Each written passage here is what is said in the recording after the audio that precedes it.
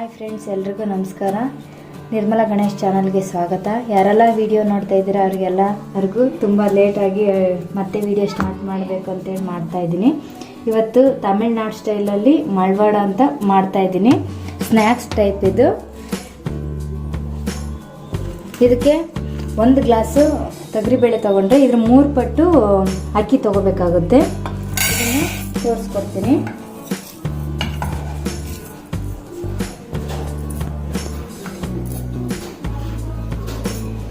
ಈ ಥರ 3 ಪಟ್ಟು ತಗೋಬೇಕು.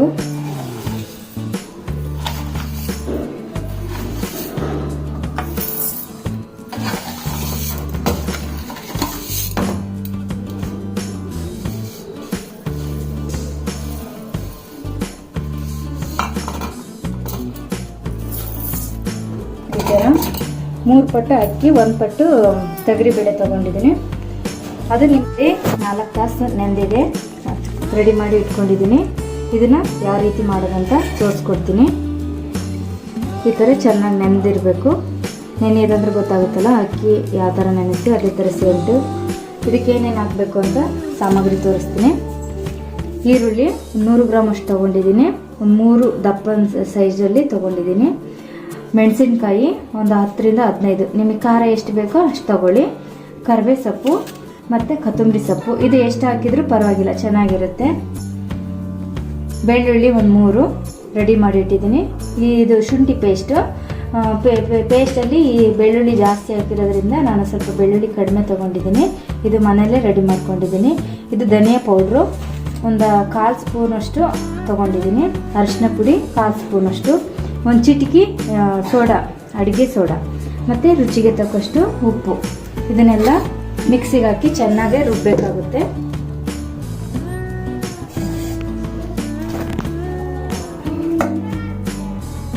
ಹಿಂಗೆ ಎಲ್ಲ ಸ್ವಲ್ಪ ನೈಸಾಗಿ ರುಬ್ಕೋಬೇಕಾಗುತ್ತೆ.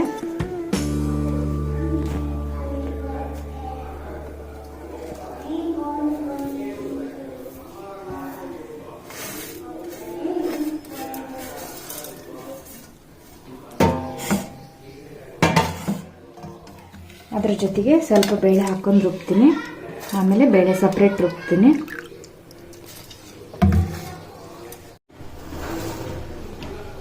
ಅದಕ್ಕೆ ಅಂದರೆ ದೋಸೆ ಹಿಟ್ಟು ರುಬ್ತೀವಲ್ಲ ಅದೇ ಥರ ರುಬ್ಕೊಂಡ್ರೆ ಆಯಿತು. ಉಪ್ಪು ಎಲ್ಲ ಒಂದೇ ಸರಿ ರುಬ್ಕೊಂಡಿದ್ದೀನಿ. ಅದರಿಂದ ಎಲ್ಲ ರುಬ್ಕೊಂಡಿದ್ದೀನಿ. ಇದು ಸ್ವಲ್ಪ ಫ್ಲೇವರಿಗೋಸ್ಕರ ಕಟ್ ಮಾಡಿ ಇಟ್ಕೊಂಡಿದ್ದೀನಿ. ಇದನ್ನ ಮೇಲೆ ಹಾಕ್ಕೊಳ್ತಾ ಇದ್ದೀನಿ.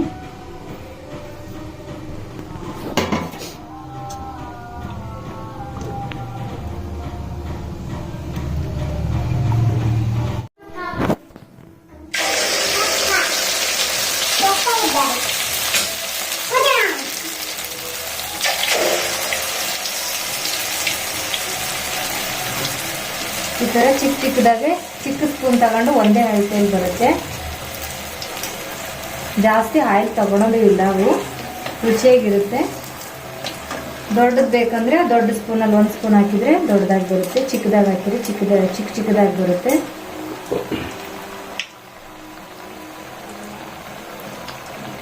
ಈ ಥರ ದೊಡ್ಡ ಬಾಣಲಿನೇ ಇಟ್ಕೋಬೇಕಾಗುತ್ತೆ, ಇಲ್ಲಾಂದರೆ ಆಯಿಲೆಲ್ಲ ಹೊರಗೆ ಚೆಲ್ಲುತ್ತೆ.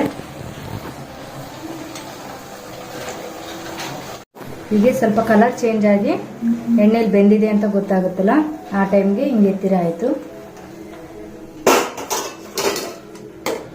ಈಗ ಮತ್ತೆ ಹಾಕ್ಕೊಳ್ತಾ ಇದ್ದೀನಿ.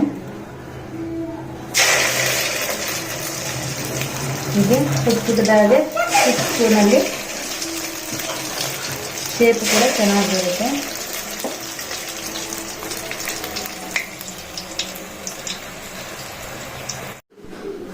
ನೋಡಿ, ಈ ಥರ ಚಿಕ್ಕದಾಗೆ ಬೇಕಂದರೆ ಚಿಕ್ಕದಾಗಿ ಮಾಡ್ಬೋದು, ದೊಡ್ಡದಾಗಾದರೂ ಮಾಡ್ಬೋದು. ಟೇಸ್ಟ್ ಮಾತ್ರ ಒಂದೇ ಇರುತ್ತೆ. ಖಾರ ಜಾಸ್ತಿ ಅಂದರೆ ಮಾಡ್ಕೊಳ್ಳಿ, ನಾನು ಸ್ವಲ್ಪ ಕಡಿಮೆ ಅಂದರೆ ಕಡಿಮೆ ಮಾಡ್ಕೊಳ್ಳಿ.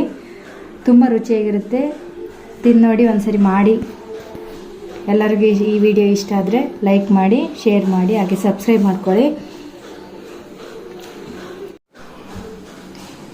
ಈ ವಿಡಿಯೋ ವೀಕ್ಷಿಸಿದ್ದಕ್ಕಾಗಿ ಎಲ್ಲರಿಗೂ ಧನ್ಯವಾದಗಳು. Thank you.